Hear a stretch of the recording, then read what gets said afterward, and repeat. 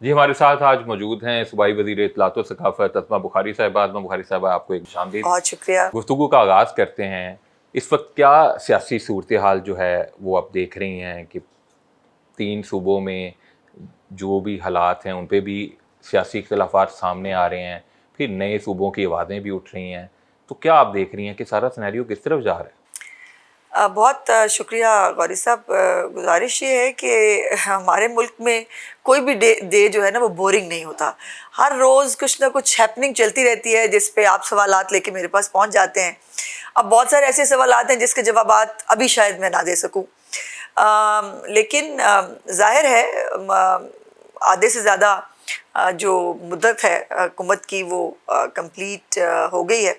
और उसके साथ साथ अब जैसे जैसे हम इलेक्शन की तरफ जाएंगे इस गर्मा गर्मी में जो है वो इजाफा होगा। हमारी तरफ से कभी शुरुआत नहीं होती, ये बात मैं ऑन रिकॉर्ड चैलेंज करके कह रही हूँ। लेकिन कोई जो है वो ऐसी बात करे जिसमें चीफ मिनिस्टर को या पंजाब को जो है वो मिलान करने की बात की जाए तो फिर मेरा जवाब देना मेरा फ़र्ज़ बनता है और मेरा काम भी यही है। सो उसमें कोशिश करते हैं कि थोड़ा सा तहज़ीब के दायरे में रहकर जिस तरह की ज़बान वो इस्तेमाल कर रहे हैं वैसा जवाब देना हमें आता है। लेकिन अभी जो है इजाज़त नहीं है उसका जवाब देने के लिए। और फिर कश्मीर का इलेक्शन चल रहा है। सो कश्मीर के इलेक्शन में जो है वो हर पार्टी रेलिवेंट होने के लिए जिसके पास परफॉर्मेंस है मेरी पार्टी की तरह, मेरी लीडरशिप की तरह, वो अपने जलसों में जाके कोई कोई बदतमीज़ी, कोई बदतहज़ीबी, कोई ओए मैं ये कर दूंगा, ओए मैं फलाना, ये मतलब धमकियों वाली बात नहीं है।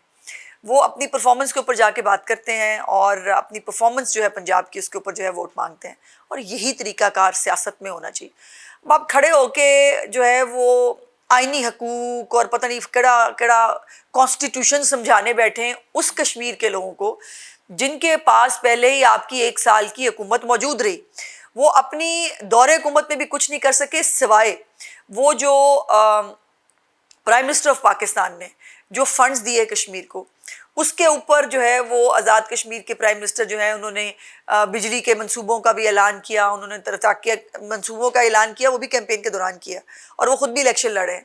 सो उनके पास फिर वफाक को जो है वो दिए हुए पैसे बताने के अलावा और कुछ नहीं था।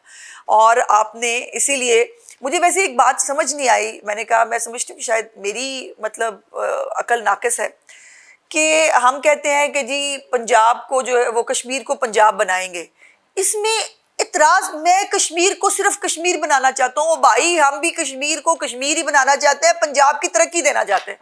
अब ये कितनी बड़ी बात है, कितनी मोटी बात है या कितनी फिलोसफिकल बात है जो बिलावल भुट्टो साहब को समझ नहीं आ रही।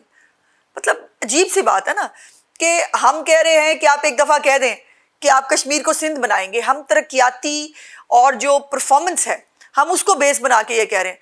और उन्होंने कल उसका पता जवाब ये निकाला है कि मैं कह रहा हूँ हम कश्मीर को कश्मीर बनाएंगे।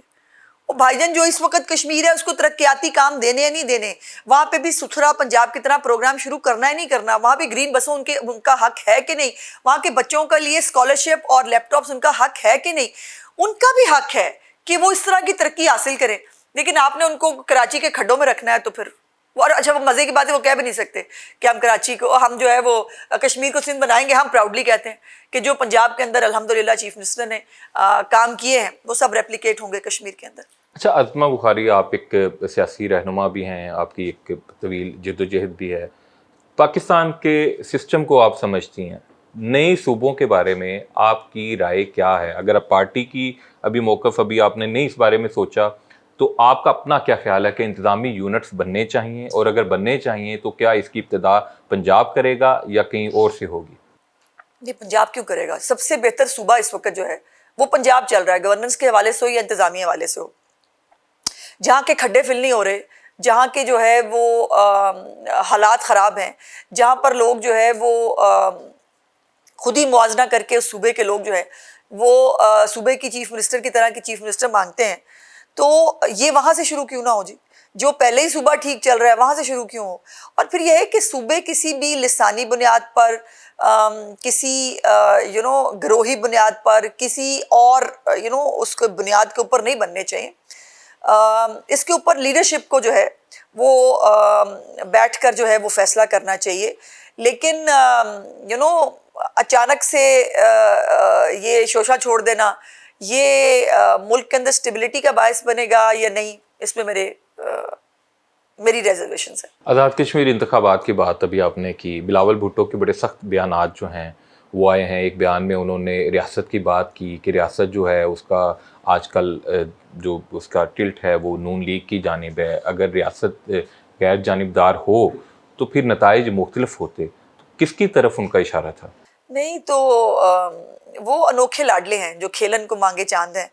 उनका 18 साल से उनकी सिंध पे नज़र है, वो हर तरह से जो है वो रियासत के वसी तर मफाद में वो सिंध ले लेते हैं। और उस सिंध का 18 साल में क्या हाल हुआ है ये मुझसे नहीं, सिंध के लोगों से पूछें। लेकिन उसके बाद आप ये सारी परफॉर्मेंस के बावजूद आप का दिल चाहा कि मेरी गिलगित में हुकूमत होनी चाहिए। वहाँ का इलेक्शन आ गया और वहाँ पर उनकी हुकूमत रियासत के वफी तर मुफाद में बनी है ना। कैसे बनी है ये किसको नहीं पता। तो ये इल्ज़ाम लगाना और फिर उसके बाद कहना मेरा ये मतलब तो नहीं था, मेरा वो मतलब तो नहीं था।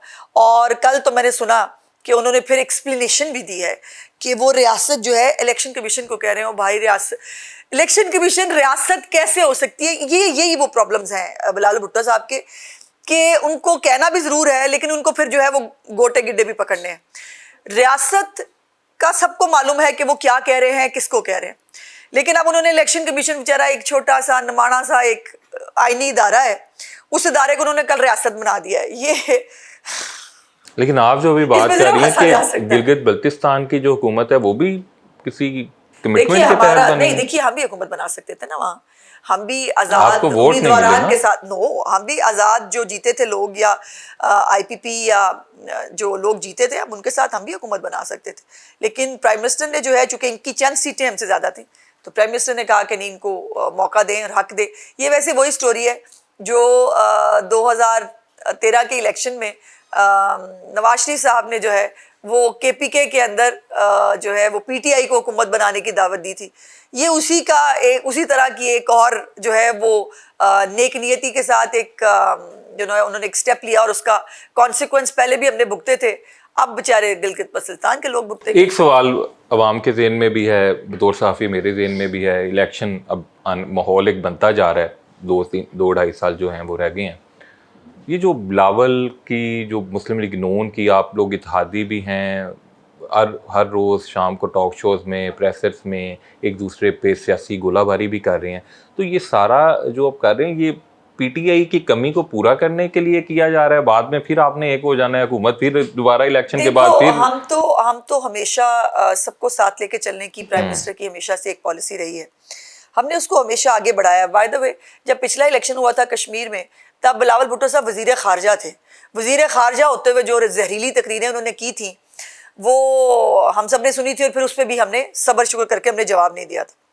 लेकिन इत्तेहादी होने का ये मतलब तो नहीं हो सकता ना कि आप वन साइडेड एक प्रोपेगेंडा और गलत प्रोपेगेंडा और एक बदतमीज़ी और बदतहज़ीबी की आखिरी हदों को छू लें और उसके बाद आपको जवाब भी ना दिया जाए। तो एक इनफ इज़ इनफ होता ना। अभी भी हम उस टोन में उस अल्फाज के साथ उसके साथ जवाब नहीं दे रहे जिस तरह से अटैक किया जा रहा है। लेकिन जिस दिन लीडरशिप इजाज़त देगी उस दिन बहुत सारे माजी बहुत सारी पार्टियों के हैं, बहुत सारी बातें बहुत सारी पार्टियों के बारे में कही जा सकती हैं, की जा सकती हैं। अब वो हम करेंगे तो फिर हालात और ख़राब होंगे। सो पाकिस्तान को सर्टेनिटी की ज़रूरत है, पाकिस्तान को स्टेबिलिटी की ज़रूरत है और इतने सारे महाज एकदम से खोलना मुल्क के मुफाद में नहीं है। ये बात काश उनको भी समझ में आ जाए। धांधली के इल्ज़ामात लगे हैं आप पे आज़ाद कश्मीर में, हमारा वहाँ पीपल्स पार्टी का। अच्छा, और वो जो सारे पोलिंग अफसर थे वहाँ पे, रिटर्निंग अफसर, प्रिजाइडिंग अफसर, पुलिस जो है वो किसके अंडर है इस वक्त? उन्हीं के अंडर होगी जिनकी हुकूमत। तो फिर हमने धांधली कर ली, यानी कमाल बात है ना। सिस्टम बहुत अच्छा है धांधली वाला। ये देखे ना, ये तो फिर एक बड़ा बहुत ही कॉम्प्लीमेंट है कि बगैर इंतजामिया की मदद के, बगैर किसी सपोर्ट के हमने धांधली कर ली। वैसे बाय द वे जो अपना इन्होंने जो सबूत दिखाए उसमें वो जो एक आईपीपी का उम्मीदवार था जिसने पोलिंग स्टेशन जलाया भी, बैलेट बॉक्स भी चलाया, और भी उन्होंने साढ़े खाते पाता। ये तो आलम है उनकी रिसर्च का। वैसे कल वो राजा प्रवेश साहब प्रेस कॉन्फ्रेंस करने में सबूत दिखा रहे थे, बीच में स्ट्रॉबेरियाँ आ रही थी, बीच में पता नहीं क्या क्या आ रहा था, मतलब इस तरह के सबूत है उनके पास। हमने एक सबूत जारी किया था जो इनके घर के अंदर से जाके थैले जो है वो बरामद किए थे, जिसके ऊपर पुलिस वो पोलिंग स्टेशन भी लिखा हुआ था, कौन से स्कूल में ये जाना है, उसके थैले हमने इनके घर से बरामद किए हैं। ऐसा कोई सबूत है तो दिखाएं। जो नए इंतजामी यूनिट्स हैं उनके हामियों का ये भी कहना है कि किसी वज़ीर आज़म के 16 घंटे काम करने से कोई फ़र्क नहीं पड़ता, लैपटॉप देने से कोई फ़र्क नहीं पड़ता, सिस्टम मफलूज हो गया। मैं इस पे अभी कमेंट नहीं करना चाहती, मुझे पार्टी लीडरशिप का कोई इसके ऊपर पॉलिसी स्टेटमेंट आ जाए, फिर इसके बाद मैं इस पे बात करूँ। सदर मुस्लिम लीग नून मियां नवाज शरीफ की बात कर लेते हैं। हाँ, ये करें ना, बात करने कर वाली। लेते हैं हाँ, कर लेते ये हैं। करें। मियां नवाज शरीफ साहब ने एक ख्वाहिश का इजहार किया कि अगर इलेक्शन जीते मुस्लिम लीग नून तो उन्हें आज़ाद कश्मीर का वज़ीर आज़म बना दिया जाए। उन्होंने कहा कि मैं शहबाज शरीफ को कहूँगा। फिर एक नोटिफिकेशन जारी होता है जिसमें जो लहर है उसके सरबराह के तौर पे मियां नवाज शरीफ को जो है वो अपॉइंट किया जाता है। 3 मरतबा के वज़ीर आज़म एक लहर जो टीम है उसके चेयरमैन बन रहे हैं। सवाल पूरा बड़ी तनकीद कर रहे हैं वो लोग, बड़ी तनकीद कर रहे हैं। तनकीद से इतना मुतासिर क्यों होते हैं, मुझे ये समझ नहीं आता। जो बिल्कुल अक्लमंद लोग हैं, जरा पूरी दुनिया में जो एक्स प्राइम मिनिस्टर्स हैं, जरा उनके निकाल के देखिए, जब अपने अपने ऑफिस से बाहर निकलते हैं वो कोई ना कोई सोशल वेलफेयर का काम कर रहे होते हैं, वो किसी ना किसी ऐसे प्रोजेक्ट को जिसमें उनका इंटरेस्ट हो, जिसको जो उनके दिल के करीब हो, वो उन प्रोजेक्ट्स पे काम करते हैं। पूरी दुनिया में लोग करते हैं।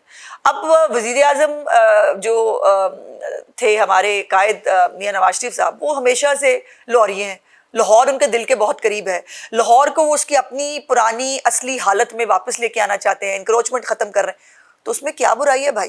ये ऐसा कौन सा अनोखा काम हो गया? बल्कि आपको अप्रिशिएट करना चाहिए कि उनके पहले भी कभी दिमाग में कोई सरिया नहीं था, ना उन्होंने कभी किसी अवाम की वेलफेयर के काम को छोटा समझा है कि ये मेरा कैलिबर नहीं है। हम लोग आजकल करते हैं ना, मेरा कैलिबर नहीं है, मेरा स्टेटस नहीं है। वो किसी भी हालत में, किसी भी पोजीशन में अगर पंजाब के, लाहौर के लोगों की खिदमत कर रहे हैं तो ये उनका आला ज़र्फ़ी है और इसको अप्रिशिएट किया जाना चाहिए। दूसरी बात जो उससे पहले आपने क्या पूछी थी मुझे, आज़ाद कश्मीर के वज़ीर आज़म, उस पर भी वो एक सिंबॉलिक बात थी कश्मीरियों के साथ इंटरेक्ट करने के लिए, कि जिस तरह वो चीफ मिनिस्टर पंजाब को हर लम्हा गाइड कर रहे होते हैं, उनकी सरपरस्ती कर रहे होते हैं, इसी तरह वो आज़ाद कश्मीर की बेहतरी के लिए, उसको आगे बढ़ाने के लिए वज़ीर आज़म जो आज़ाद कश्मीर होंगे उनको वो उसी तरह सपोर्ट भी करेंगे, उनके साथ कश्मीर के लिए काम भी करेंगे।